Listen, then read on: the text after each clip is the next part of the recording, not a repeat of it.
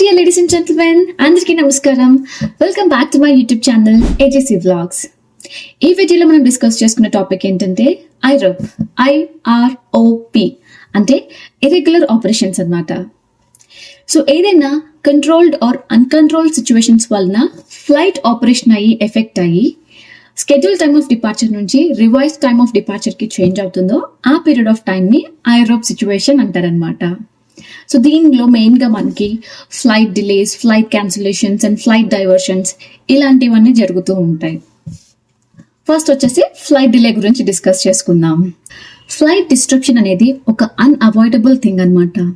దీనిలో 3 main reasons వల్ల flight departure అనేది, ఫ్లైట్ ఆపరేషన్ అనేది ఎఫెక్ట్ అవుతూ ఉంటుంది. అందులో ఫస్ట్ వచ్చేసి వెదర్ ప్రాబ్లం, సెకండ్ వచ్చేసి technical problem and third thing వచ్చేసి ఇన్కమింగ్ ఎయిర్క్రాఫ్ట్ డిలే అవ్వడం వలన.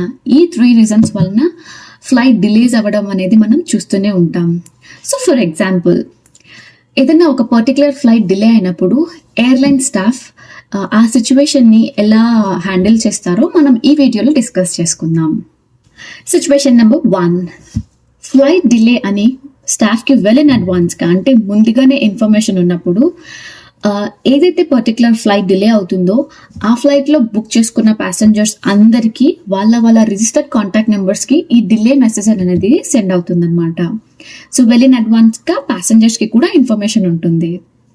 అండ్ సిచ్యువేషన్ నెంబర్ 2, స్టాఫ్కి ఫ్లైట్ డిలే అని ఇన్ఫర్మేషన్ కౌంటర్ ఓపెన్ చేసే ముందు కనుక ఇన్ఫార్మ్ చేస్తుంటే వాళ్ళు ఎవరైతే ప్యాసింజర్స్ చెక్ ఇన్ ప్రాసెస్కి కౌంటర్స్ దగ్గరికి అప్రోచ్ అవుతారో స్టాఫ్ని, ఆ మూమెంట్లో స్టాఫ్ ప్యాసింజర్స్కి వర్బల్గా కమ్యూనికేట్ చేస్తారు that so and so flight is delayed by 1 hour కానీ 30 minutes కానీ what ever it is.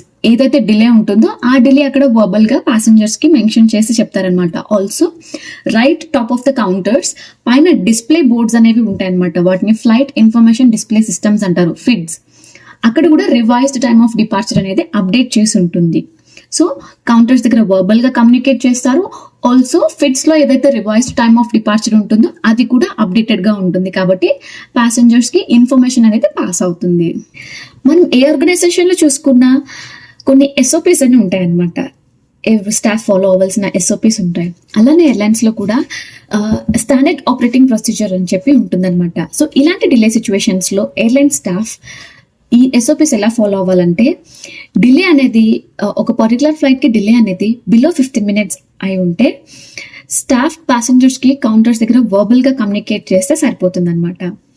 And second thing, ఆ డిలేనే వచ్చేసి more than 15 minutes to below 30 minutes అయితే వర్బల్గా కమ్యూనికేట్ చేయాలి కౌంటర్స్లో.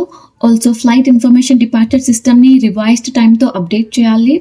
అండ్ ఆల్సో పబ్లిక్ అనౌన్స్మెంట్స్లో డిలే స్పెసిఫై చేస్తూ రీజన్ని అనౌన్స్మెంట్స్ చేయాలి. అండ్ థర్డ్ కేసులో వచ్చేసి ఇదే డిలే మోర్ దాన్ 30 minutes అయితే ఎయిర్లైన్ కాల్ సెంటర్స్ నుంచి ఎవరైతే పర్టికులర్ ప్యాసింజర్ బుక్డ్ ఉంటారో ఆ ఫ్లైట్కి వాళ్ళందరి రిజిస్టర్డ్ కాంటాక్ట్ నెంబర్స్కి SMS అనేవి సెండ్ అవుతాయి.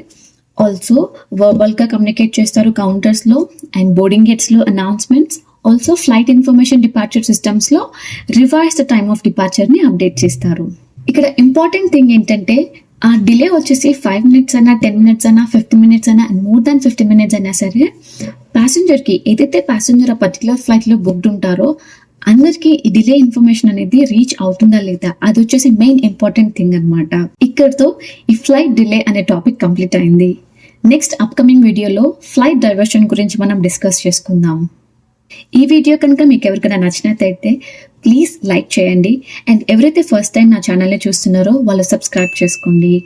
Do support me. Thank you so much. Bye.